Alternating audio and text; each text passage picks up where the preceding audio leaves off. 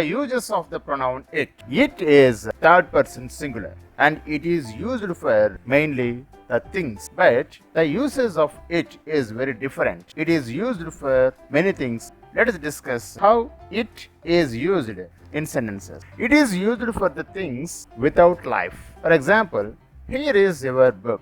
Take it away. Here it is used for the noun book. It is nothing but book. Book is a lifeless thing. That's why it is used instead of this lifeless book. Let us say another example. Don't show the document. It is confidential. Here it is referred to the document. It is lifeless thing. So that's why it is used. Another example. Would you please replace the item? It is damaged. Here it is used in the place of item. So it is lifeless thing. Item is the lifeless thing. Next, it is used for animals unless we clearly wish to speak of them as male or female. For example, the horse fell and broke its leg. Like that, it is used for animals unless we clearly wish to speak of them as male or female. The horse fell and broke its leg. Here we are saying about the horse and its leg was broken. It means the horse leg. Its leg means the horse leg. The horse is there, but we don't know whether it is male or female. That's why we have to use it. Otherwise, if it is male, we can use his leg. If it is female, we can use her leg. The horse fell and broke his leg if it is male. Otherwise, if it is female, we can use the horse fell and broke her leg. But whether we don't know whether it is male or female, that's why we have to use only its leg. In the same way, we can use it for a young child unless we clearly wish to refer to the sex. For example, when I saw the child, it was crying. Here, we mention it for the child. The child is noun and it is pronoun. So, it is used for child. Here we don't know whether the child is male or female. That's why we simply said it. It is like in the previous example. If we know whether the child is male or female, we can use differently. When I saw the child, if the child is male, we can use he. He was crying. If child is female, we can use she. When I saw the child, she was crying. Like that we can use. So if we don't know whether the child is male or female, we have to simply use it. Next, it is used to refer to some statement going before. For example, he is telling what is not true, as he knew it.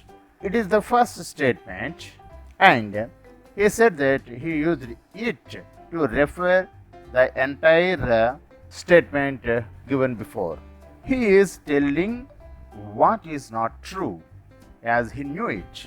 We can say this sentence like this. He knew.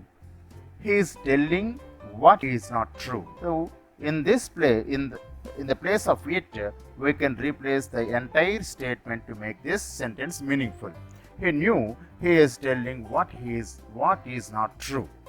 So, it is used to refer to some statement going before. Next, it is used as a provisional and temporary subject before the verb to be when the real subject follows. For example, it is easy to find fault. We can say the same sentence as here. To find fault is easy. Here, it is nothing but to find fault. Actually, to find fault is the subject.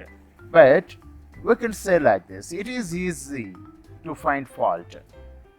But the actual sentence as the process, we have to mention to find fault is easy. But we can say it is easy to find fault. So here it is used as subject, but it is temporary subject. But the real subject is to find fault. As for the general structure of the sentence, we have to say like this. To find fault is easy. But we can say it is easy to find fault. Next use is, it is used to give emphasis to the noun or pronoun following to give emphasis. Here, the example, it was you who began the quarrel. It was you.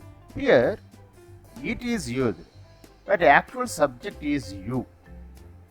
It is used noun or pronoun. Of course, the pronoun is used here. We can say this sentence in a different way, like this. The actual sentence is this: you began the quarrel. That's enough. But to make some emphasis on the subject based on the situation, we can say like this: it was you who began the quarrel. Like that, it was at Hyderabad that the Afro-Asian Games were held. We can say the sentence like this: the Afro-Asian Games were held at Hyderabad. It is a general way of saying the sentence without giving any emphasis. But if we say like this, it was at Hyderabad that the Afro-Asian Games were held. So it is used here to give some emphasis on the sentence. Next, it is used as an indefinite nominative of an impersonal verb. Here, impersonal verb. You have understand the impersonal verb. Here, rains is a verb, but actually there is no subject or there is no person here. The pronoun it here seems to stand for no noun whatever, though this can be readily supplied from the verb. Thus, it rains means the rain rains. It so used is called an impersonal pronoun. Here, it rains means the rain rains. It is the rain. But actually, rains is a verb. From this verb itself, we can get the subject. Rains is verb, the rain is noun, the subject. Instead of using the rain, we simply use it. Actually, the verb doesn't have any subject. The verb itself supplies the subject of the sentence. To avoid repetition, we just simply use it. In the next example, it shows means show is the verb. The actual sentence is the show shows. The subject show can be supplied by this verb show. To avoid repetition, just we use it in the place of the subject. And next one, that it thunders. It thunders means the thunder thunders. Here, thunders is the verb. This thunder supply the subject, the thunder. Instead of using the subject, the thunder, we just use it in the place of the thunder to avoid the repetition. That's why the thunder thunders is written as it thunders. The rain rains is written as it rains. The show shows is written as it shows. That's why it is used as an indefinite nominative of an impersonal verb. Finally, it is used in speaking of the weather or the time. For example, it is fine, it is winter, it is 10 o'clock. Thanks for watching. We will discuss another topic in the next video.